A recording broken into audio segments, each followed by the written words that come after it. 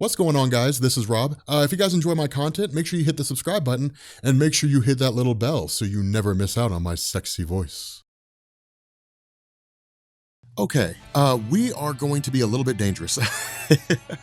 We are going to cover Thor the God Butcher. Now, here's the deal. I did a rundown episode on this once before where it was like Thor versus Galactus, and it was really fun because that's what we get. You know, it's actually the later part of this story. I think it's the second half. I want to say it's Godbomb where we end up getting that. But really, everything from like Thor God of Thunder #1 all the way up to like number 9 or number 10, I think. It might even be 12. I can't remember exactly how many issues off the top of my head. It's all one cohesive story. It's all just like one great big story. But for those of you guys who are reading Jane Foster Thor, this is really where Jason Aaron's run kicks off. Now, Jane Foster won't become Thor for quite some time. We actually focus almost exclusively on Odin's son. But here's the other funny thing too. I've already recorded the origin of Gorr the God Butcher, and I'm probably gonna release that after this video comes out. So you guys are gonna watch this video, then watch the origin of Gorr, and then in the origin of Gorr, I'm gonna act like this video hasn't been made.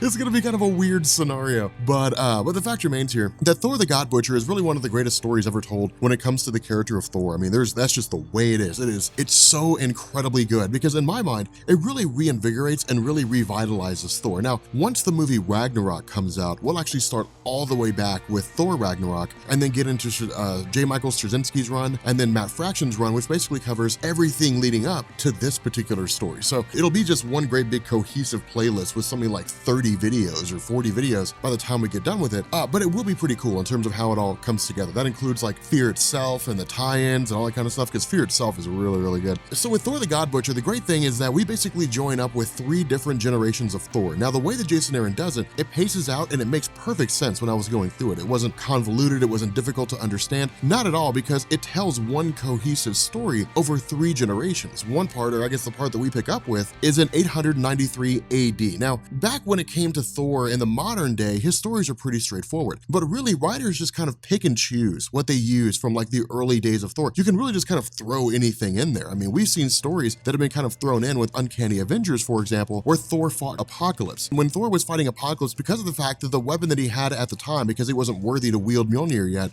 wield his hammer, because his axe Yarnbjorn was not powerful enough to defeat Apocalypse, he in turn had the axe magically enchanted so that it could defeat Apocalypse. And that was the explanation going forward for why the axe of Thor has a magical enchantment on it, why it's so much more powerful than any other axe, because it needed to be in order to defeat Apocalypse. These are the kind of things that writers use in order to add things in there, because for years and years and years, the axe, the one that we'll see him using in this story, it was really just an axe that was there. Like, it was just a weapon that he used, and we really didn't know the basis behind it. We didn't know why it was so capable. It just was. And so that story of Uncanny Avengers offered that explanation. Now, the cool thing is that Thor showing up really in this town on the western coast of Iceland is designed to show us that there are a myriad of gods that exist out there in the realm of Marvel Comics. Now, this is kind of a wholesale rework by Jason Aaron. He's not like rebooting the god mythology in Marvel Comics, not at all. He's actually adding in new information. And the reason why I say that is because when it comes to gods in Marvel, there are gods and then there are cosmic entities, and they're 2 distinctly different things. Cosmic entities represent an aspect of the universe. So like, you know, eternity represents time, infinity represents space, the living tribunal is basically the judge of the multiverse, the one above all created everything. And then from there, you've got like Master Order and Lord Chaos. Master Order represents absolute order in the universe. Lord Chaos represents absolute chaos in the universe, and they have to exist in balance in order for there to be chaos and order, and the in-betweener represents that balance. There are a lot of different, you know, representations of what the different entities mean, but in terms of gods, you have the Greek gods of Olympus, you have the Asgardian gods of Norse mythology, you have the Sky Fathers, which are just kind of like these head gods of all these different religions that exist out there, Judeo-Christianity, more or less, Yahweh, you have Vishnu, you have all these different gods that exist out there. But for years, that's really all there was. It was just modern Greek mythology and modern Roman mythology, which is just kind of a reworking of Greek mythology. You had existing religions from around the world, and the gods were represented in comic books. What Jason Aaron does is he expands that, and he says other planets and other races have their own gods, and those gods are just as real as Thor. And so again, it's really kind of cool because it gives us this perspective perspective on how it all comes together. The issue with this is that someone's been traveling around and someone's been killing them all. Now, of course, again, this takes place in the past in 893 AD. And so with someone running around and killing all these gods, well, then from there, it's just a mission of Thor to find out who that person is. Now, from here, we jump to the present day and we actually pick up on a place called the planet Endigar. Now, the planet Endigar will be very, very similar to the planet that belongs to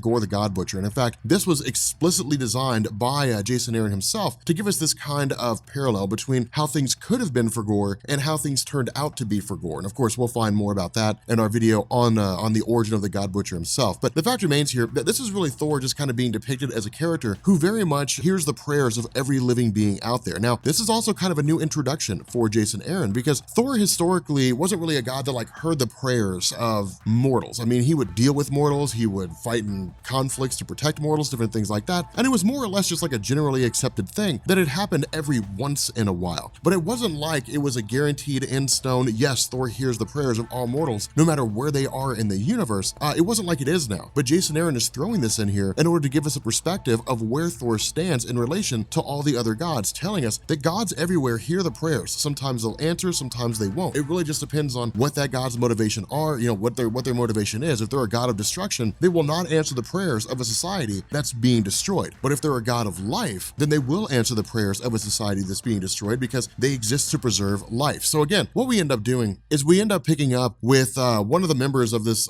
race on this planet who's basically saying, look, we prayed to our gods and our gods never answered. Well, the belief of Thor and the knowledge of Thor is that because there are gods out there and because the gods of these planets would respond to their denizens, if they're not, then it means that the gods are derelict in their duty, or it means that something is wrong. And so what he does is he actually travels to the realm of the lords of Endigar, the lords, or I guess the gods of this particular planet, only to find out that they're all dead, that they've all been slaughtered. Somebody went through and just killed every single one of them. And this is a huge thing because we're talking about beings, we don't know what their power is, but we can guarantee that they have your like standard run-of-the-mill Thor abilities, super strength, endurance, longevity, so on and so forth. And so for someone to walk into a chamber of these things and kill them all would be tantamount to somebody walking into Asgard and killing everyone. Like, that's something that just is inconceivable. We can't imagine of a scenario where a singular being would walk into Asgard and kill everyone, shy of someone who could just warp reality on a universal scale. So again, this is a really crazy scenario, but from here, we jump to several millennia into the future to what's left of Asgard. Effectively, everybody in Asgard's gone, and the only person left is old King Thor. For those of you guys who are reading or who have been reading Jane Foster Thor, one of the things you'll notice about old King Thor is that his arm is missing. And in fact, this is a question that I've received time and time again, and I believed I had answered it, but I may not have. In the inaugural story, when Jane Foster became Thor, Jason Aaron basically wrote a circumstance whereby Odin's son lost his arm, and he basically used the Destroyer armor as a replacement arm. What this several millennia in the future, this takes place well after the events of the modern day Thor, and it seems like this is basically the future version of the Thor that we're used to. He lost his arm, but he is the sole survivor of Asgard. We don't know exactly what it is that happened there, or at least at the moment we don't. It's actually explained in Loki, Agent of Asgard, but we don't know exactly what it is that happened there. All we know is that Asgard has been completely overrun by these black serpents, these black forces of Gorr the God Butcher. And so again, it presents a very bleak future. It presents a very bleak outcome in the sense that this is basically a multi-generational fight. You know, in the past, 893 AD, Thor encountered God Butcher for the very first time. In the present day, he's trying to track him back down. And in the future, Gorr appears to have won. And so it's a really cool scenario because then what Jason Aaron does for the rest of the story is he connects the dots. He says if Thor met, Gorr for the first time in the past, and then he's tracking him down again in the present and seems to have lost in the future, then how do we get from A to B to C? And it's so cool to see it unfold. It's so cool to see it happen because what Thor does is he continues his journey to basically travel around. Back in the past in 893 AD, he continues his journey to try to track down this person who has basically killed these gods, which of course leads him into a direct conflict with Gorr the God Butcher. Now, the important thing to notice here is that again, with this taking place in the past, Thor's never faced anyone like this before. Thor's never faced anyone like Gorr. Gorr has this necro sword that basically allows him to kill gods. Now, it is the source of his power, but the real benefit of the necro sword is that it is a weapon of the gods. And so it would be like trying to fight Superman with a steel sword versus trying to fight Superman with a kryptonite sword. One is going to work and one is not. The necro sword basically allows Gorr to kill gods. It's a weapon for God to kill a god, and it was previously owned by gods. Of course, we'll learn more about that in the origin of Gorr Gorr itself. But the fact remains here that with Thor facing off against Gorr, this is a hitherto unrivaled situation. Thor's never dealt with anything like this, a person who just cannot be stopped, cannot be reasoned with. All he wants to do is just kill Thor. Now, the cool thing about this is that Gorr has like some amazing dialogue in this story, and that's really one of the reasons why readers love him so much, is because he's got such amazing dialogue. You know, he was like, look, you know, I fought so many gods. I fought gods of war. Are you a god of war? Because I've fought and I've killed so many of them. I fought gods of wrath. I fought all these different gods and I've killed them all. You will be no different. Not only that, Thor, of course, charging into battle, you know, for Asgard. I'm Thor, god of thunder of Asgard. What this does is it turns Gorr onto the idea that he can basically begin the process of killing even more gods by invading Asgard. So again, this is a really cool scenario, because what it does is it gives us this conflict between two beings who have never met before, but who seem to be virtually equal in power. Now, of course, jumping back to the modern day, this is really when Thor begins to realize what it is that's going on. By going through this temple, you know, this realm where these gods have effectively been killed, he's been hearkening back on his memories of conflicting with Gorr. And this is when he realizes that he previously believed he had killed Gorr, only to find out that Gorr is still very much alive. And so again, this is interesting because what it does is it continues to sort of fill in the gaps. It continues to sort of let us know what's going on. Of course, finding the gods of this planet having been killed, Thor travels to a place called Omnipotence City. Now, Omnipotence City is new. Jason Aaron invented this. This is a place that never existed before. And this is why I say he's doing this wholesale revamping of sorts when it comes to the god mythology in Marvel Comics, because previously the only real form of meeting among the gods, so to speak, was the Skyfathers. That was it. You know, the leaders of these various godly pantheons. And that's really all there was. But with Omnipotence City, what it does is it basically creates a central hub of information. And within Omnipotence City is basically knowledge on everything about everything. Now, Thor's not looking to learn everything that there is. Instead, this is Jason Aaron basically saying this library is filled with like the stories, the achievements, all these different things of every god in existence. And so what Thor begins to do is travel around to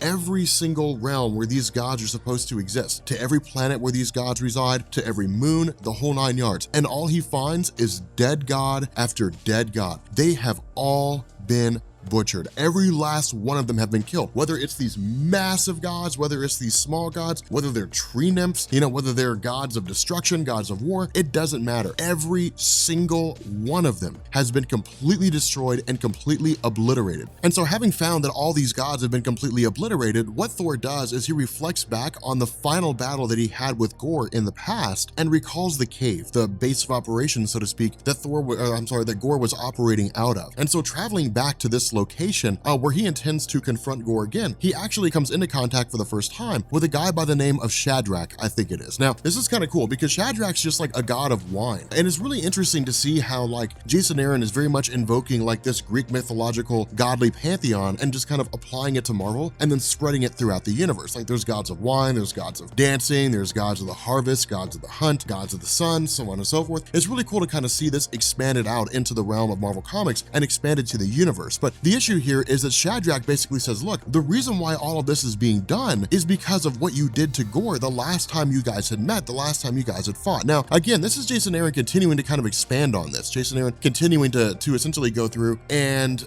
add the narrative to this story that will increase the relationship between Gorr and Thor himself. And the reason why is because what Thor does in the modern day is he takes Shadrach to Omnipotence City with the goal of basically saying, look, let's see if we can't find this realm of Chronix, you know, basically these time-traveling gods, and let's see if we can't figure out what in the world is going on with them and see if there's a way that we could basically go back and defeat Gorr or see what it was that I did that led to this circumstance in the first place. And so jumping back to Thor in the past, we end up having this moment where during the final battle between himself and Gorr, he was effectively captured and taken prisoner. And the cool thing here is that Gorr basically, you know, the reason why I say his narrative is so cool is because he starts taunting Thor. You know, now again, when it comes to Gorr's character, while he is sadistic, while he is twisted, his goal is to just kill gods. And so really torturing Thor is just as much for fun as it is for, you know, resulting in the death of Thor in the first place. But the other half of this is that Gorr cannot simply just kill people by himself. He needs to know where they are. He needs to be able to access them. And that's basically what he's been doing. Going on a mission and just traveling throughout the universe and killing gods wherever he finds them, just happening to stumble across them, would take so long. But if he can find a god and he can torture that god for information and then kill him, that god god will lead him to other gods, which will lead him to other gods. And in turn, he'll just be traveling around the cosmos, obliterating everything. And that's what he's been doing. That's really how it all started. You know, he basically took the Necro Sword, he became a god, and in turn began torturing other gods for information. Now again, for the character of Thor, the torture that comes here is just simply for Gorr to be able to access Asgard. Now, we know that if Gorr were to access Asgard and try to kill everybody, likely it wouldn't happen. Odin would probably kill him, which begs the question, where's Odin at in the future? Why is it that all the Asgardians are dead? Again, it creates kind of a really cool narrative, and it begs so many questions, and it makes things incredibly bleak. But again, back in the future with old King Thor, really this is just kind of like a continuous last stand, where he's constantly just trying to take down these various iterations of Gorr the God Butcher's forces, constantly trying to tear them down time and time again, at the very least, trying to defeat him. And it really seems like he's fighting a losing battle. He's a one-man army against a veritable horde of forces coming from Gorr. And it really seems like he's just going to spend eternity fighting and basically surviving, and that's it. And the reason why I say that is because of the fact that during this conflict,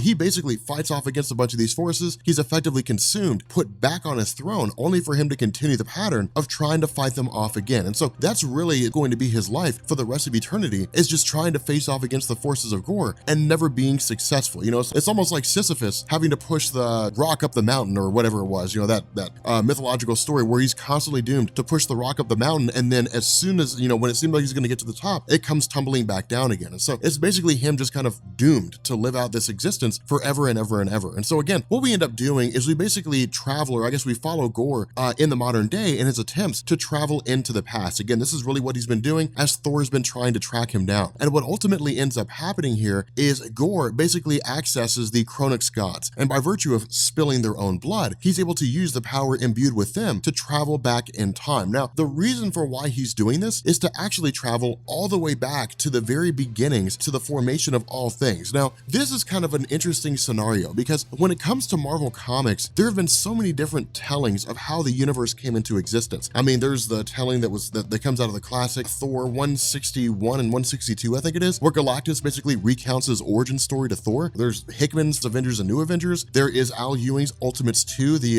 troubleshooter story, where we basically end up seeing the new origin of all things in existence. The origins have been told time and time again. What's usually left to the writer is what happens after the universe comes into existence. And that's usually what writers end up kind of building on, is looking in this and saying, okay, look, you know, the universe came into existence because the previous universe collapsed in on itself. It was a cosmic egg. It exploded with energy, and now we have the modern universe. What happens after that? Now, in terms of where life comes from, this again has been explained several times over. Jonathan Hickman, for example, introduced a group called the Builders, and the Builders basically just traveled around the universe, seeding worlds and creating stars and so on and so forth. But if you go and you read some old X-Men stories, they'll tell you that the Celestials are the oldest living things, and the Celestials are what basically created the universe, and then the multiverse. There's a lot of different stories that go on here, but what Jason Aaron is saying is that in the early days, 14 billion years ago, there were simply the Elder Gods, or at least there was the original Elder God, and this original Elder God gave birth to other Elder Gods, which in turn gave birth to more gods, which led to the creation of planets and stars and all that kind of good stuff. And so the goal of Gorr is to basically kill this Elder God, steal its heart, which will grant him all the power that he pretty much needs, and then from there, go forward. Now, the reason why he had to travel 14 billion years ago is because Elder Gods don't exist anymore. Remember, we did our video series on, you know, a history of the Marvel Universe. The Elder Gods had basically wiped each other out to the brink of extinction. There was really nothing left. I mean, they're all virtually extinct. I mean, as far as I'm aware, there are no more Elder Gods. Not only that, it's really kind of like the half-life concept, which is to say, you can never create anything that is equal to yourself. In some form or fashion, it will always only be a fraction of you. You know, two parents, for example, cannot create a child, and that child has all the traits of one parent and none of the traits of the other. It'll have a combination of both traits. With regards to, you know, what goes on in Marvel Comics, it's this idea that whenever an Elder God gives birth to another Elder God, that new Elder God is only half of what the original Elder God could be. And so going back to the original, going back to the very first Elder God, is as powerful as any Elder God is ever going to be. It's basically the creator of all things. And so by stealing its heart, it basically imbues God Butcher, or it imbues Gorr with all the power that he will need, or at the very least, it can offer a source of all the power he'll ever need. Now, the other half of this is also just pride, right? It's also just Gorr kind of testing himself, seeing what he can do, how far he's come, and being able to kill an Elder God, a being of such immense power, means that he is insanely capable in terms of what he's able to do, in terms of how efficient he is. The fact remains here, jumping into the past, the motivation for Gorr Thor doing everything that he's done is because of the fact that he encountered Thor. And that's why I really wanted to wait to this part of the story to expand on this in order to kind of,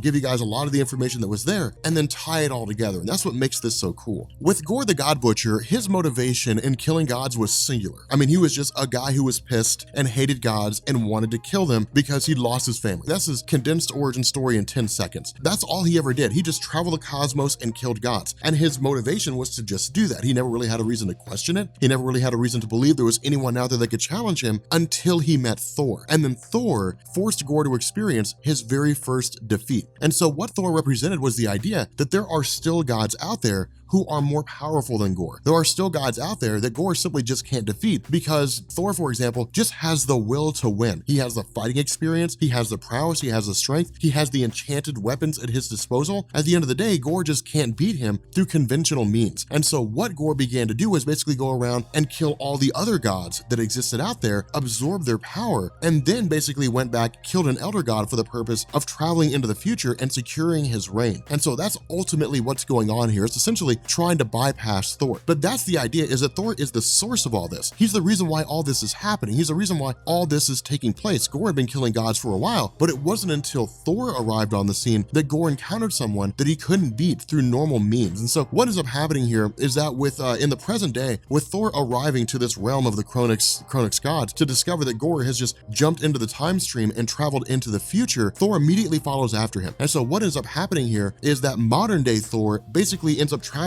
thousands of years into the future with future Thor. And so both modern Thor and old King Thor are basically fighting side by side in their bid to take out the forces of Gorr the God Butcher. And so what this does is it actually ends the story on a massive cliffhanger because the question is asked, what's going on? First of all, why is it that Gorr basically rules with absolute control in the future? 2, what happened to Earth? 3, where are all the Asgardians? And 4, how does it end?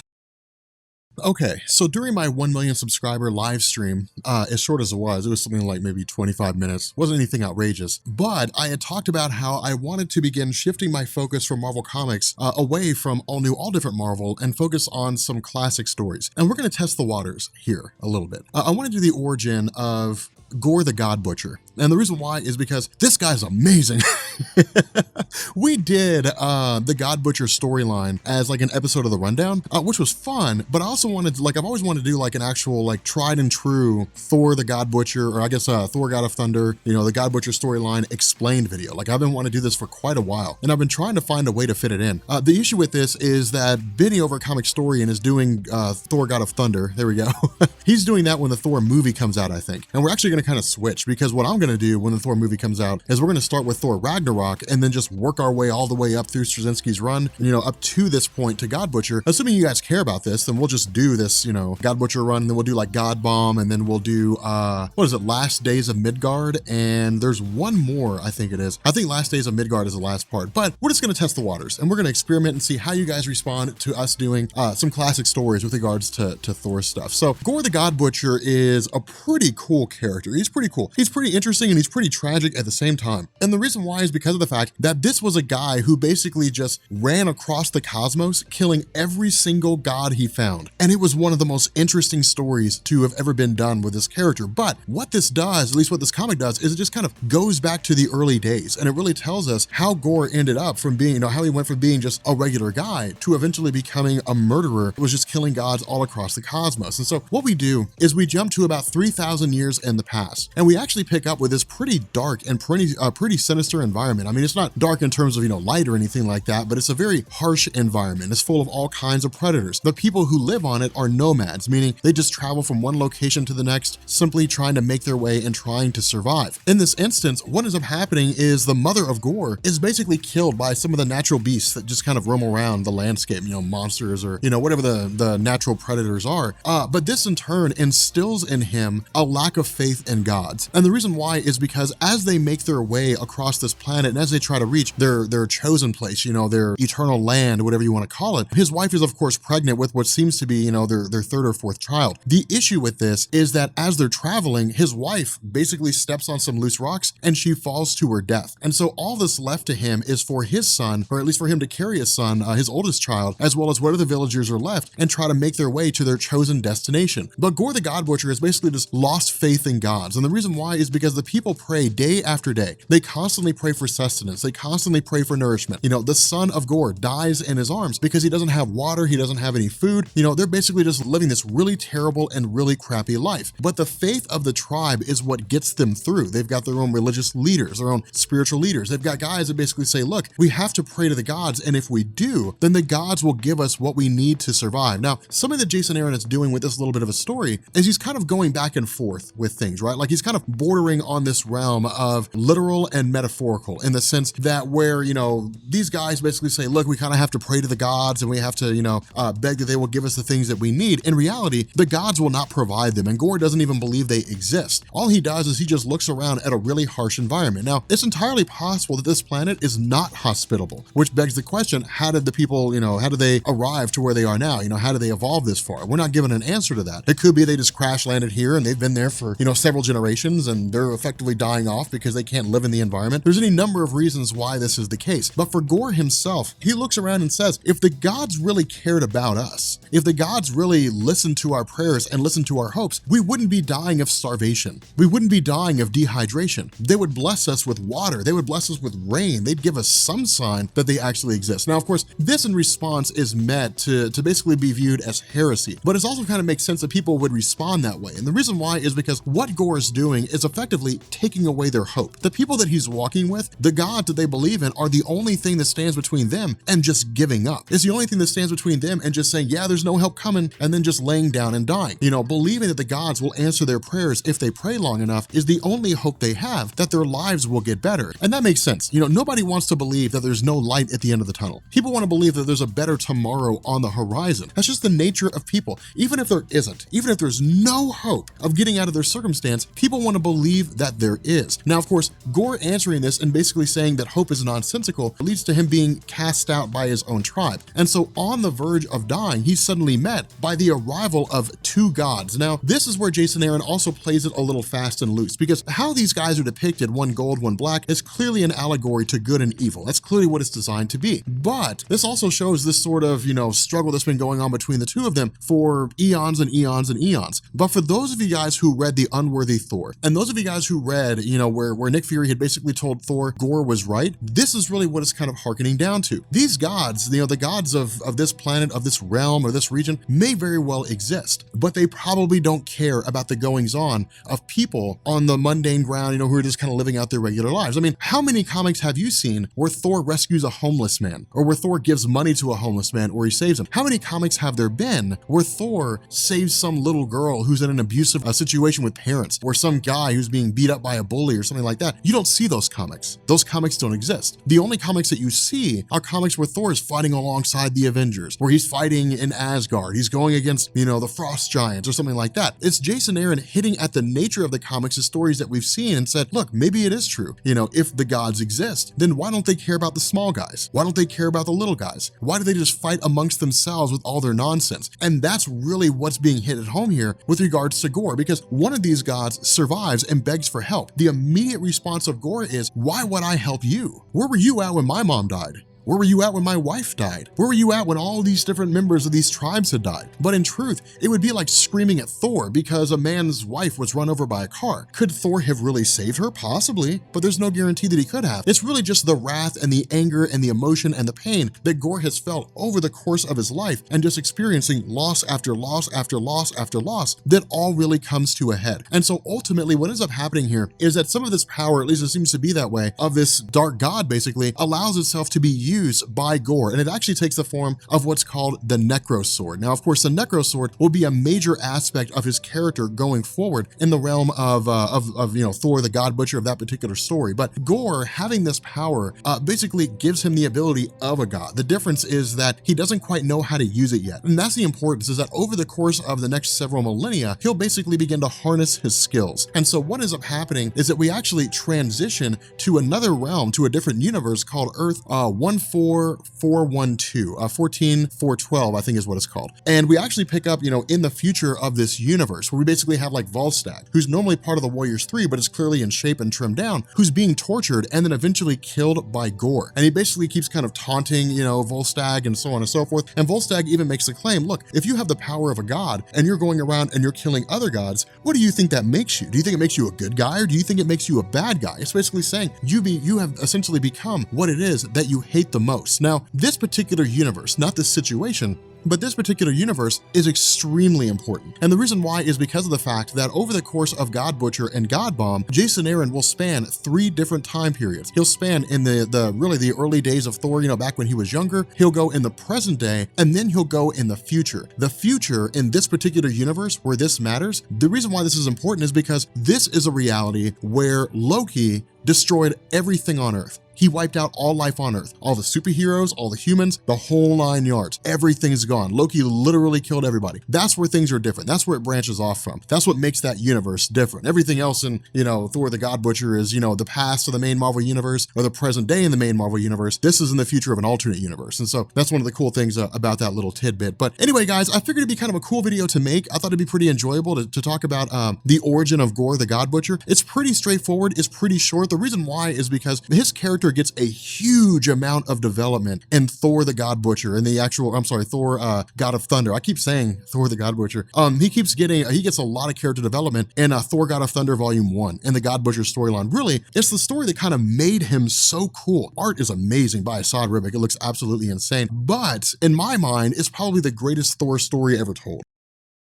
Getting into Godbomb, this basically brings the end of Gorr the God Butcher. This is kind of like the self-contained story. And that was a cool thing. I mean, I imagine that, with Jason Aaron, when he was writing the story, it was all designed to be one great big cohesive thing. I mean, once the time comes when Jason Aaron, when Marvel announces that Jason Aaron is now leaving Thor, you'll literally be able to pick up with God Butcher and just read all the way up to wherever he stops, and it'll just be one cohesive story. And I will continue to say that this is the greatest run of Thor that there's ever been. Like, I've read so many runs of Thor. I've read Matt Fraction, I've read Straczynski, I've read Walt Simonson, and to me, I sit down and I say, this is the best run there's ever been. I mean, all the other ones are great, they're fun, they're interesting, I like them, but in terms of development, in terms of storytelling, in terms of expansion, in terms of the art and how gorgeous it is, this is the greatest run of Thor that I think there has ever been. And so, picking up from the last video, when we had basically talked about the idea that Gorr the God Butcher had essentially jumped to the future after grabbing the heart of the first Elder God, this essentially fueled his power. Now keep in mind, as Gorr kills gods and takes their blood or whatever the case may be, he expands his own powers. And so in the future, he's become really the most powerful being in existence among the traditional pantheon of gods. I mean, keep in mind, if like the living tribunal showed up and was like, okay, you basically disrupted the balance of all things, the living tribunal would just phase him out of existence. Eternity could destroy, Gorr the God Butcher. I mean, there's a litany of ways that like Jason Aaron could end this. They wouldn't be fun, but he could end them in a whole litany of ways. But the idea here is that we initially pick up with with modern day Thor and King Thor. Now, this is where things are going to get a lot more streamlined than they were, because in God Butcher, we were following 3 eras of Thor. In this story, we are, but they're all in the same place. So it's not like we're jumping through the past, present, and the future and trying to confine it into a story and make it make sense. Instead, we are basically just kind of covering all different versions of these Thor in the same point in time. So we'll still call them like young Thor, I guess, past Thor and modern Thor and King Thor. But the fact remains here that with modern Thor and King Thor meeting together, some of the questions that we have are answered to a degree. One of the things that he basically states is that in this era, that about 900 years before this current moment, Gorr had just shown up on Asgard and invaded Asgard proper. And in doing so, he had essentially taken all the Asgardians prisoner with the exception of Thor himself. Thor was forced to basically stay on Asgard and just fend off against wave after wave after wave of the Black Berserkers of Gorr. Now, this begs the question, what happened to Odin? Now, when it comes to the character of Odin, we have what's called Ragnarok. Ragnarok, and we'll talk more about this once we actually get to like the Ragnarok story. Ragnarok is basically the end times of Asgard. It is the apocalypse of Asgard. But what Thor had learned and what we as the reader had learned was that Ragnarok was a constantly repeating cycle. That to the Asgardians, to their mind, you would eventually have Surtur, who would kill Odin. Loki would launch a war against Asgard. Asgard, he would invade, he would conquer Asgard, Thor would be killed, and then eventually the Asgardians would be killed, and that would be it. Everybody in Asgard would effectively just die. Like that would be, you know, they'd die in some grandiose battle, but they would all end up dying. What we learned was that there was this group called the Ones Who Sit Above in Shadow, who have been feeding on this cycle. And so where Thor looks at the modern day and says, this is the only life that I have, in reality, he's been repeating his life over and over and over again. He just didn't know it. And the Ones Who Sit Above in Shadow were feeding on this perpetual cycle of Ragnarok. Now, eventually Odin figured out what was going on. And instead of Thor just staying in Asgard, Odin basically cast Thor out. It's one of the reasons why he banished him and then confined him to Earth so that he would be raised on Earth and would eventually, come across this path that would lead to the death of Odin. And Thor would have the reason to ask what's going on here, because by his own involvement with Captain America and Iron Man and different things like that, he would see the world through the perspective of a human, which in turn would create curiosity. And in his curiosity, he would want to know what's going on with Ragnarok, how does it work, and how do I stop it from happening? And so again, it's really kind of a cool scenario in terms of how that unfolds. We'll get into a far more in-depth explanation of Ragnarok once we get around to that story with the release of Thor 3. But the fact remains here that because of the fact that Thor knows what Ragnarok is, because he's aware of Ragnarok, so does King Thor, since he's basically Thor in the future. And so the idea here is that in his mind, Odin has effectively just died somewhere along the line. That's really what it is. I mean, Odin has basically just kind of moved on, and Thor has what's called the Thor Force. Now, the Thor Force and the Odin Force, those are just names given to whoever it is that's wielding that particular power. The Odin Force is just an insane amount of energy that Odin has, and it allows him to do whatever it is that he wants to do at any particular point in time. It's a plot device. When Odin dies, that power passes to Thor, and it becomes the Thor Force. Likewise, it could be that both Odin and Thor die, and the power would pass to Loki, and it would become the Loki Force. It's just whoever it is that's wielding that power at any particular point in time. But the fact remains that King Thor has the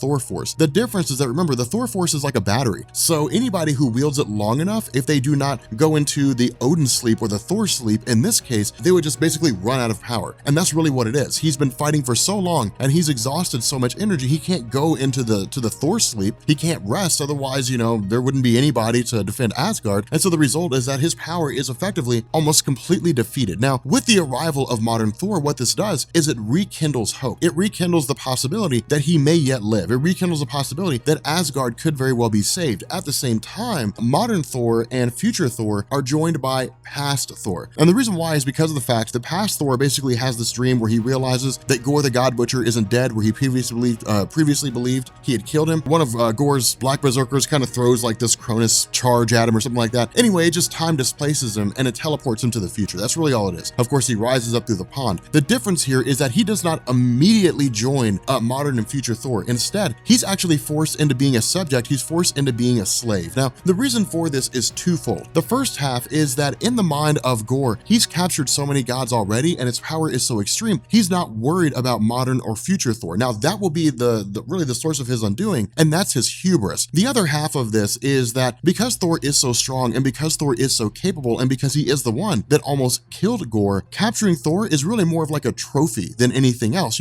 I finally captured the guy who almost killed me. It's basically Gorr kind of solidifying in his own mind that he is indeed the god of gods, so to speak, that he's the one person that's going to bring everything crashing down. And so with this in mind, what King Thor tells modern Thor is that, again, where Gorr had basically showed up on Asgard, he had captured all the Asgardians. Those who fought against Gorr had basically been killed, and those who had been captured had been whisked off to a planet on the far side of the universe where Gorr is building a Godbomb, a bomb that's designed to eliminate all gods. We follow King Thor and modern Thor over to the location of where Gorr is hanging out at. Now, getting a little bit more into this whole idea of a Godbomb, what we end up finding out is that Gorr is not entirely wrong. Now, for those of you guys who are reading Unworthy Thor, this is why Jason Aaron's run is so important. This is why Jason Aaron's run is so significant. There's a conversation that happens between Gorr and his son. We don't really know where his son came from. We don't know why he's there, but there's a conversation that happens between the two of them. And what Gorr says is that in his mind, gods are inherently evil. Gods are inherently bad. Gods,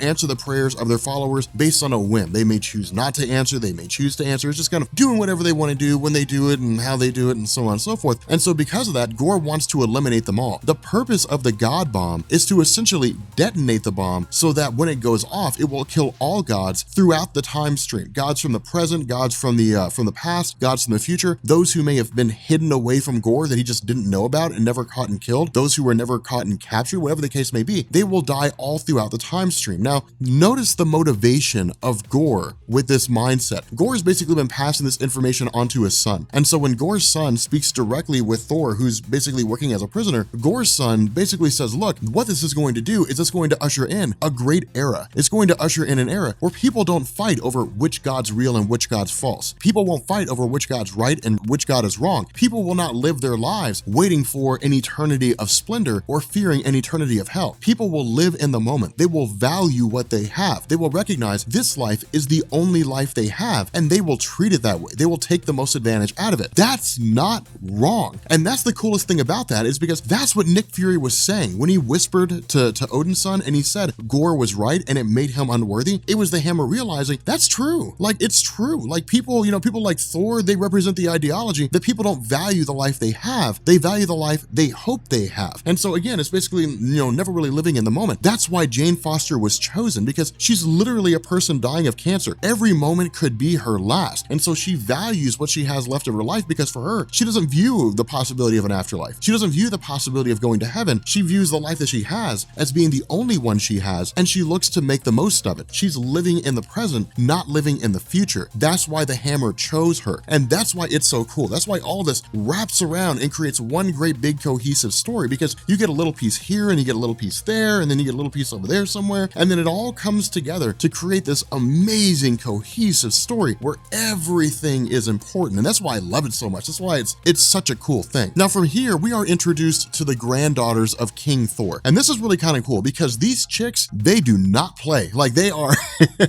they are hardcore. But the funny thing about this is that while they are being forced to work in subservience, which is to say to basically help build this Godbomb, at the end of the day, they're also planning a way to get out. And the funny thing is that with past Thor being so young, being so brash, being so reckless, showing up here, having been captured and saying, well, we have to fight and we have to win and we have to get our freedom, he's not thinking rationally. He's not thinking according to a plan. And that's really what Jason Aaron is hitting on when it comes to these different iterations of Thor. And that's something that I hope you notice. Past Thor is young. I mean, he's young, he's brash. Let's just battle. When it comes to modern day Thor is a little more reasonable. He's a little more thinking. He's still quick to fight. He's still quick to battle. But King Thor is old. He's wise. It is basically the steps of Thor as he becomes essentially Odin, as he eventually gets to the point where he realizes that sometimes you can't just fight directly. Sometimes you need a plan. Sometimes you have to function accordingly. Sometimes you just have to be intelligent about what you do. And so it's really kind of cool to see these different iterations coming together. But of course, with young Thor, he's basically told, look, get back to work, keep your mouth shut, do not draw attention to us. And the reason why is because picking up later that night with the granddaughters of King Thor, we ultimately find that what they've done is they basically constructed a bomb of their own. And the reason why is because of the fact that in 3 days, the God bomb will be finished and every god everywhere in existence will be destroyed. And when that happens, all things will essentially come crashing down, including all of them there. And so the goal is to basically destroy this God bomb before it can go off. Now, of course, the funny thing about this, and this is really when like the brash nature of young Thor comes into the equation, when he simply just grabs the bomb and races off. Races off with the God bomb with the intention of destroying it. Now, things get a little bit murky at this point, and I would imagine Jason Aaron kind of fast-tracked things a bit. And the reason why is because of the fact that where the bomb is detonated, we immediately transition over to King Thor and modern Thor, where they're facing off against some of these gods that are basically being used, like these shark gods that are being used as kind of like guards of the planet of Gorr. And then they're suddenly met with the arrival of young Thor. We don't know how he got there. We don't know, if he was just teleported, if the God bomb went off, and he was just suddenly moved away. We're not really sure exactly why it is that he's here. We just know that he is. But alongside modern Thor and alongside King Thor, what they basically say is we have to destroy Gorr. We have to kill him so that we can make sure that all gods everywhere survive. So we effectively have 3 different Thors fighting in the same battle, and it is a sight to behold. Now, from here, we get into the downfall of Gorr. And this is one of the greatest things about this. With Jason Aaron's storytelling, he does not take a conventional approach with ending stories, which is to say, hey guys, here's a really cool event and it's done. It doesn't go that way with Jason Aaron. Jason Aaron really kind of builds up, he builds characters up, and then he gives them a gradual downfall. And it's usually an ironic downfall. Against the force of 3 Thors, Gorr cannot pull it off. And what Jason Jason Aaron is basically saying here is that Thor is unique among all the gods that are in existence because of his desire for battle, because of his desire for conflict, because he's so capable at what he does. He cannot simply just be defeated like any sort of god. When you have 3 of them, they are nigh unstoppable. And so Gorr literally throws every single thing he has at them. He kills other gods that are currently his slaves to absorb their power and increase his own, and he still can't pull it off initially. And so what we end up having is all 3 of these gods racing into Gorr, engaging in this massive battle, which leads into them basically kind of being, I guess, catapulted into the sun. Now, this is kind of cool. Actually, this is pretty damn amazing, to be honest with you guys. And the reason why is because of the fact that with 3 Thors facing off against Gorr, we would expect them to win, right? Like we would expect them to take the day, only for Gorr to, for the battle to end, for all 3 Thors to come crashing back to Earth, and for Gorr to have been the one that came out triumphant. And so what Jason Aaron does is he gives us this amazing crescendo. It's almost like this feeling that all hope is lost, that Gorr has managed to defeat 3 Thors, and they all have an incredible endurance, fighting prowess, the whole 9 yards, and Gorr still wins. And so again, it's a very terrifying situation. But what we end up doing is we pick up with the wife of Gorr when she basically begins, kind of talking to her husband. Now, this is where the downfall comes into play. And the reason why I say that is because of the fact that she says, look, I look forward to an era when the Godbomb is detonated. I look forward to an era when there are no more gods out there, when there are no more people to worship, and she expresses her affection by basically referring to him and saying, you are my god. In return, Gorr kills her, and that's where the downfall comes into play. And the reason why is because of the fact that the entire scenario is observed by the son of Gorr. Now, where the son plays along and says, look, yes, I can't wait for this bomb to go off, yada, yada, yada, we'll get everything set up and going. At the end of the day, he intends to kill his father because his father killed his mother. And so again, it's so cool because usually whenever it comes to like dystopian rulers or like totalitarians or something like that, the one thing they fear is someone rising up and either becoming a martyr or mustering all the forces together and just outright bringing them down. It's the one thing that Gorr fears above all others. He fears someone rising up with enough power to bring him crashing down. And it's that way with every single narrative when there's someone with absolute power. Now, it doesn't mean that they are successfully defeated, but it does mean that it is one thing that they fear. And so by going through and basically charging up this Godbomb with one of the Thors who's remained captured by Gorr, as well as the other 2 Thors, trying to climb back into battle, climbing up mountainsides from wherever it was that they landed, the modern Thor is basically rescued by the son of Gorr. And the son of Gorr says, look, my father killed my mother. I will help you defeat my father. Now, the reason why this is so cool is because the son of Gorr represents what Gorr used to be. In the origin story of Gorr, Gorr used to be a guy where he was basically just trying to live a reasonable life. I mean, he had a wife, he had children of his own. He was very mortal. He was very emotional, dare I say, very human in terms of how he existed. It was only after he lost everything that he became so dark and he became so bleak. But his son is still who Gorr used to be. His son still cares about others. His son still feels love, still feels emotion, still feels affection. And so because of that, in his anger, in his wrath, and in his desire for revenge, he takes a side against his father. In doing this, it grants a reprieve for all 3 Thors to reband back together again and begin the process of waging a war against Gorr, trying to bring him down. Now, this is where things get incredibly cool, because as each one begins to take on Gorr, each one of them begins to meet their defeat. And ultimately, it comes down to the modern day version of Thor, who picks up both his hammer and the hammer of King Thor. Now, this is something that we've almost never seen before. I don't think I've ever seen an instance when we've had a Thor wield 2 hammers at the same time. Now, this is crazy because the power of the hammers has always been something that's a little bit ambiguous. And even then, when this story was written, the power behind the hammers had not been explained by Jason Aaron. Now, we know now that it's just like this sentient cosmic storm. It's basically cosmic energy inside this hammer that's been harnessed by Odin so that Thor can use it. Having 2 hammers composed of cosmic energy creates a level of power hitherto unrivaled. And so what this does with Thor essentially smashing them together, it allows him to both destroy the Godbomb before it kills any of the other gods across all time and space, as well as absorb the Necro Sword. Now, what this does is it basically transforms Thor into the god of gods, because we now have Thor wielding the all-black Necro Sword, a weapon designed to do nothing more than kill gods and destroy worlds, as well as wielding 2 hammers. This is probably the single greatest picture that I've ever seen in my life when it comes to Thor. He looks so badass with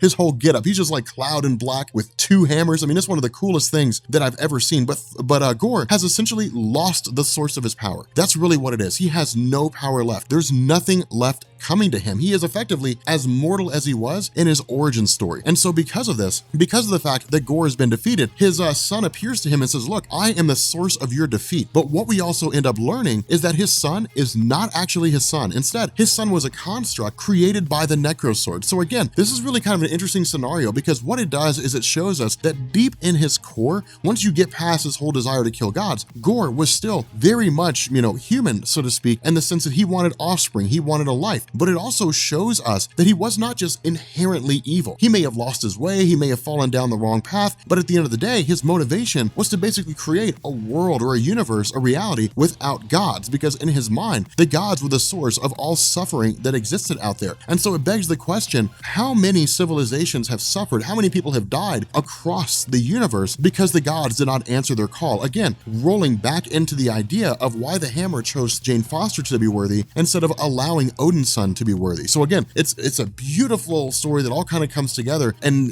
really becomes cohesive. But in these final moments, Gorr's effectively defeated by being decapitated, and that's really about it. I mean, from there, there's really nothing more that goes on with this character. That's pretty much the end of him. And so what this does is it gives us kind of a really cool epilogue, in the sense that we pick up about 3 days later after this battle, in the sense that Asgard has turned into this sort of beacon and home for gods across the cosmos, that all gods from all these different races are all kind of coming back. They're arriving on Asgard. It's going to serve as a major hub. Of course, what's left of the Asgardians still reside there. We don't know explicitly what role that, Asgard will play in the future, at least not yet. But at this moment, we just sort of pick up with the idea that everybody's living out the rest of their lives. That past Thor, that modern Thor are sent back to their own times respectively. King Thor stays in the future. And that's really it. I mean, it's really the idea that they just kind of go back to doing what they were doing before. But what this does is it sets the stage for the arrival of Galactus on Earth. And it actually sets the stage for old King Thor versus Galactus and the question of what it is that happened to Earth in this reality.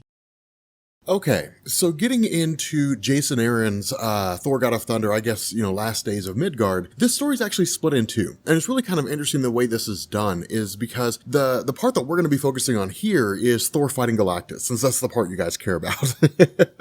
The other half of this is basically setting the stage for like Roxxon Oil to get involved with Malekith and his desire to launch his War of the Nine Realms and so on and so forth. And we'll wrap back around to that, because this really kind of like ends Jason Aaron's run. But we will wrap back around to this once we pick back up with Thor with the release of Ragnarok. So we've got a little while. We've got a little bit of time before we jump back into Thor again. That is, we might start our X-Men run and then pause the X-Men run for Thor Ragnarok and then do all the Thor stories going up to this, which is Jason Aaron's run, and then go back into X-Men again, because there's no chronological series of videos on the X-Men stories after the events of House of M, but we'll cross that bridge once we get to it. One thing to keep in mind, and I'm really kind of debating on whether or not this is something that we're going to cover, because it's not wildly significant, it's just a thing he did in the future, but essentially Earth itself is completely uninhabited because of the fact that Loki basically obliterated all life on the planet. Now, this was covered in Loki Agent of Asgard, and Loki Agent of Asgard was basically designed to kind of emphasize his character. The problem with doing that is, in order to understand why Loki Agent of Asgard happens, we have to understand why he's young again, why he's trying to change his ways. And in order to understand why he's trying to change his ways, we have to understand why he was a little boy, why he was a chick. All of that stuff comes out of Thor Ragnarok. So again, Ragnarok was kind of like the House of M, or kind of like the reboot, so to speak. Because of that, all we really need to know is that Loki basically obliterated all life on Earth, and that was really all there is. But what this did is it set the stage for the arrival of Galactus. Now keep in mind, this section of the story takes place millions of years, or at least maybe not millions, but thousands and thousands of years in the future. So even if humanity hadn't been wiped out by Loki, it certainly would have died off at some point along the line. But the fact remains here that Galactus is still, again, very much alive. Now this really, and it'll probably drag a lot of questions into fray, this really kind of throws into sharp relief the nature of Secret Wars. Now something that I want to point out here is how Secret Wars fits into the chronology of events in Marvel Comics. And this is where Marvel tends to contradict itself. In Marvel Comics, you have a character named Cable, and Cable is a guy that hails from the future. The guy is a retconning machine. Essentially, if Marvel wants to change something, they'll have Cable just suddenly travel back in time for whatever reason, and he's like, I'm here to prevent this from happening. Case in point, Civil War. When the original Civil War event happened, Cable and Deadpool, still had their team-up comic, Cable jumped into the past and said, hey, look, Mr. President, if you do this, I know where this is going to lead to and you're not going to like it. So it was basically kind of fitting it in. And so the issue with Cable's character is everything that happens between right now at any given point in Marvel Comics and the future is all part of Cable's timeline. The issue with this, and the reason why it's so important, is because in this particular story, we're kind of left to believe that had Secret Wars not happened, then this series of events would have transpired some, 5, 6, 7,000 years in the future. And so the best way to think about this is that whenever you pick up a Marvel story and it says thousands of years in the future or something like that, and it's a story that took place before Secret Wars, then basically just act as though that story took place as if Secret Wars never happened, and for whatever reason, Secret Wars ended up taking place. And so because that is really the only way we have to kind of rectify these two things and sort of bring them together. But the fact remains here, remember, for the character of Thor,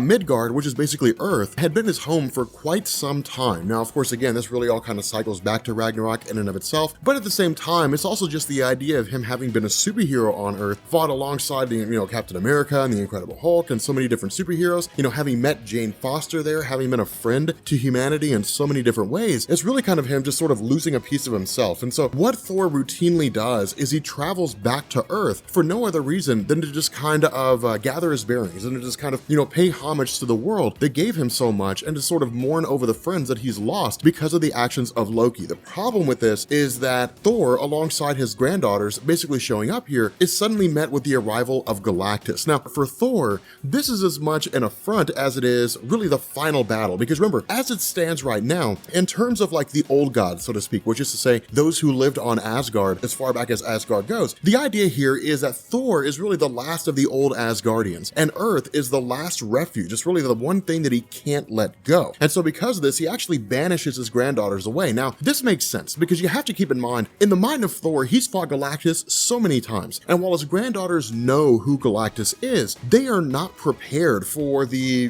kind of power that Galactus possesses. Now, something else to point out here is Jason Aaron didn't just arbitrarily grab Galactus. He wasn't just sitting in like, I think we should have some kind of a villain. Who are we going to use? Well, let's use Galactus. In truth, Galactus and Thor go way back. And just in the realm of Marvel Comics, the origin of Galactus first appeared in the Thor comics. I want to say it was 161 and 162. The fact remains here that with regards to Galactus and Thor, their history is extremely rich. I mean, they fought side by side to defeat Ego, the living planet. They've been enemies and they've been allies. And so because of this, Thor is well aware of how powerful Galactus is, but Thor is not without his own capabilities. Keep in mind, Thor is currently in possession of the Thor Force. Now, when it comes to the Asgardian mythos and when it comes to Marvel Comics, the concept of the Odin Force or the Thor Force, or whatever we want to call it, is simply just a source of power. It's not like it is a well. It's basically just the power he possesses. Now, with Odin, it's a little more straightforward. With Odin, his brothers had previously died alongside Odin, facing off against Surtur, which is kind of like this mortal enemy. It's the arch enemy of Odin, and he's actually the guy that killed Odin going into Ragnarok. But the fact remains here that the brothers of Odin basically died and their life force merged with him and gave him the Odin Force. And so it was really kind of Marvel's way to just explain, here's why Odin is so powerful. And so it's almost as if it was just kind of powers that were bestowed upon him. But again, it's still kind of murky. It's not really clear cut. There's no definitive explanation. Now, this is something that can be passed on from person to person. So it's almost like a power that he can remove from himself and give to somebody else. It's actually what happened during the events of Ragnarok. Thor basically spoke directly with the Odin Force. So it is an actual tangible source of energy that can exist outside of Odin. It's just with Odin all the time. And so whenever he uses it to its completion or uses any fraction of it, he has to go into the Odin sleep to basically recharge that power. But the fact remains here that Thor, with Odin having died somewhere along the line, Thor is now in possession of this force of energy. And so effectively he now has the Thor Force. And this is insane because the Odin or Thor Force basically allows either one to do whatever it is that they want to do at any particular point in time, shy of warping reality on a universal scale. It basically just amplifies their existing powers in the extreme. The funny thing about this, though, is that as powerful as Thor is, he's not on the same level as Galactus. Because remember, Galactus is a force of nature. I mean, you're talking about a being with hitherto unrivaled power, with the exception of the highest ranking cosmic entities. And even then, they dare not try to destroy Galactus, because if Galactus were in a hungered state, let's say, for example, Galactus was basically ravenous, he was absolutely feeding, he was dying for something to eat, he could probably lay waste to a litany of different things. But if Galactus is is completely full, if Galactus is totally charged with energy, if he were a battery and he's at 100%, I would dare say there's almost no one who could stand in his way, barring maybe Eternity himself, and even then, it would probably be a pretty formidable challenge. And so, because of that, Galactus is not someone to be trifled with here. Now, the cool thing is we get this really, really beautiful conversation between the two of them. And the idea here is that,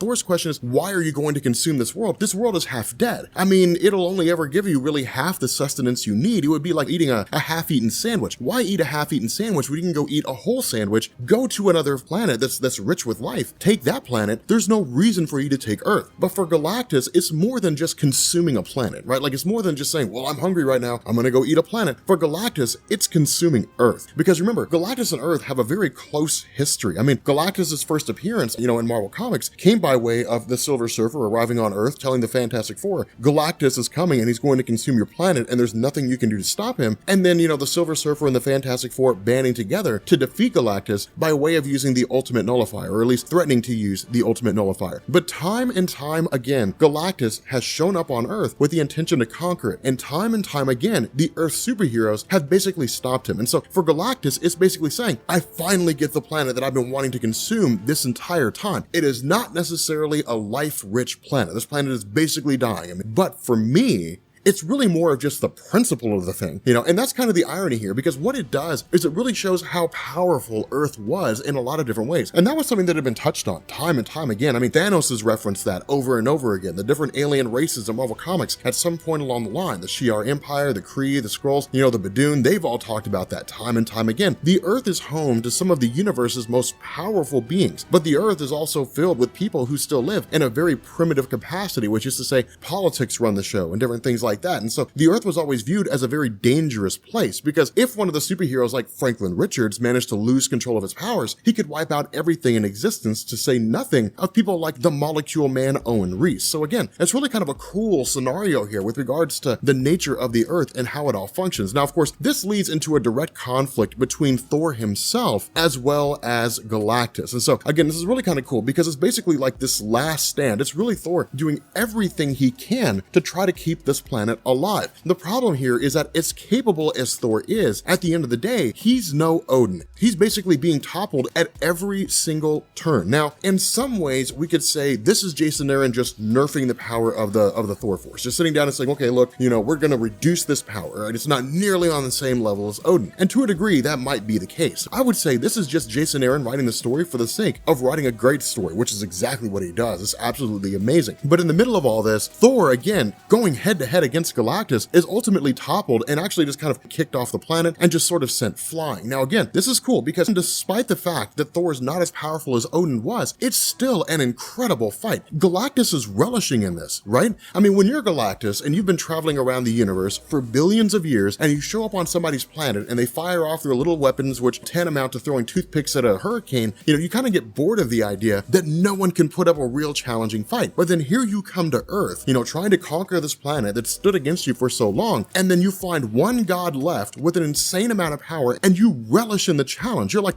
finally, I have something to keep me entertained. So it's really kind of a cool scenario. Of course, once Thor is basically kind of cast out of Earth, or cast out of Midgard and sent into the depths of space, it allows Galactus to begin going through and consuming the planet. Now again, the cool thing about this is that while all this is happening, we're suddenly met with the arrival of Thor's granddaughters. Now in my rundown video, and this is one of the funny things, it was like, hey guys, we're back from shopping. But this is one of the coolest moments in the story, because Thor's granddaughters are badass. But not only that, one of them looks like they're wielding Stormbreaker. Now, Stormbreaker, for those of you guys who don't know, is basically the hammer of Beta Ray Bill. And Beta Ray Bill, the reason why fans love him so much, and the reason why so many people are like, put him in the Marvel Cinematic Universe, is because Beta Ray Bill is the first person to have ever picked up Thor's hammer. And it was a huge moment when it happened. Nick Fury contacts Thor, says, hey, look, there's a ship coming over here to Earth. Thor goes to investigate. Beta Ray Bill basically is part of his race, or at least is one of his, as his race's main protector, the protector of the Corbinites, comes across Thor, fights against him, and then picks up his hammer. It was mind-blowing. It was just like, oh my god, that's never happened before. And so it was a great big huge moment, and it set the stage for Marvel to begin introducing these moments here and there when someone other than Thor picked his hammer up. And it was always a really, really cool moment whenever it happened. But because of everything that had taken place, Odin had basically hosted a contest between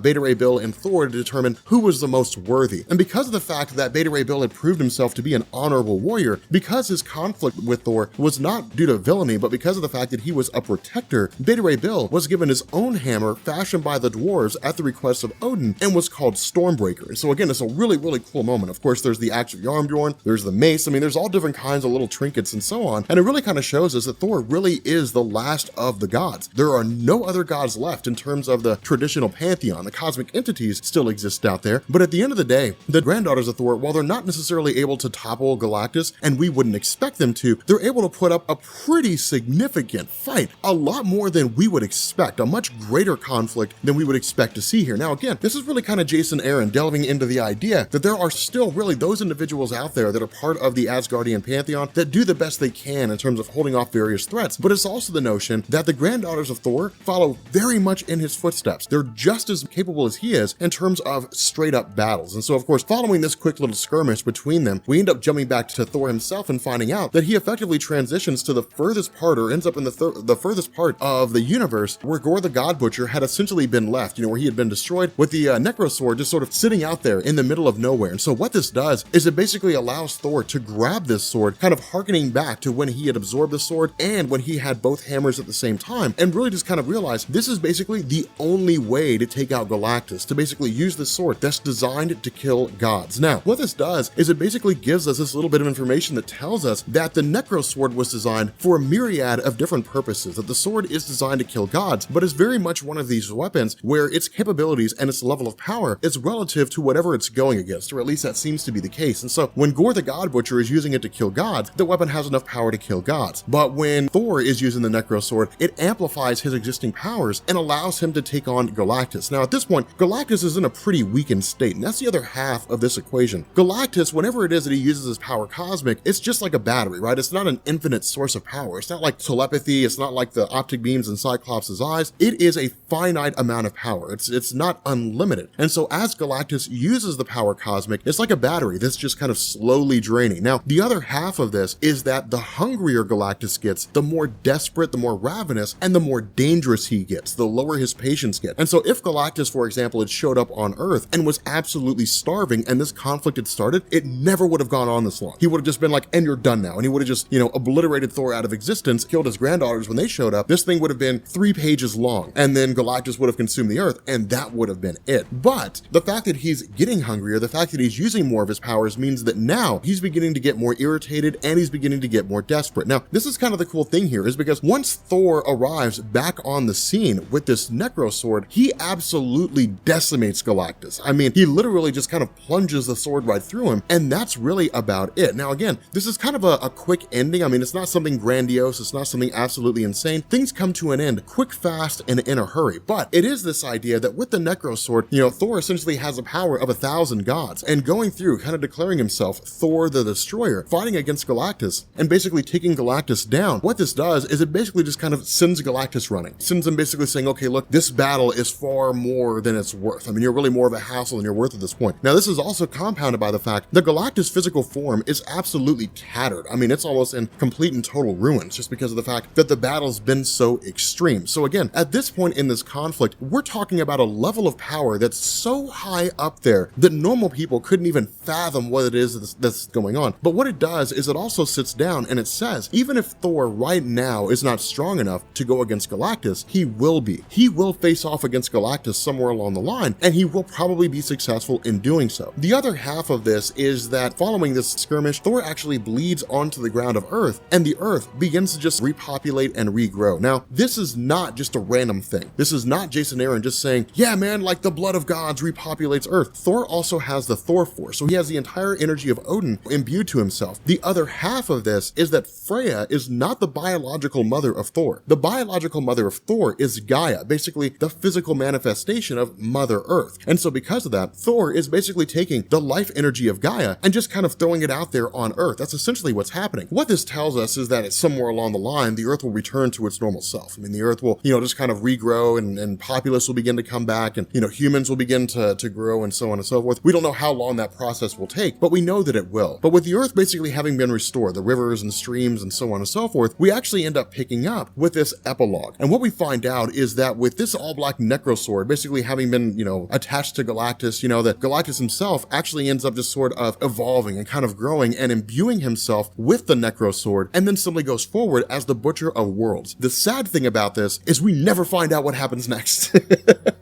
That's the worst part about all that, because I was like, I really want to see like Galactus, the Butcher of Worlds. Like, I really want to see that happen. I really want to see what ends up taking place here. But the problem is we don't. We never get to see that. We never actually get to see what takes place. Instead, Galactus is just kind of forced to consume Mars, and that's really about it. But in any event, if you guys are new here to Comics Explained, make sure you guys hit the sub button to become part of the Rob Corps. If you guys enjoyed this video, make sure you drop a like. But yeah, I will catch you all later. Peace.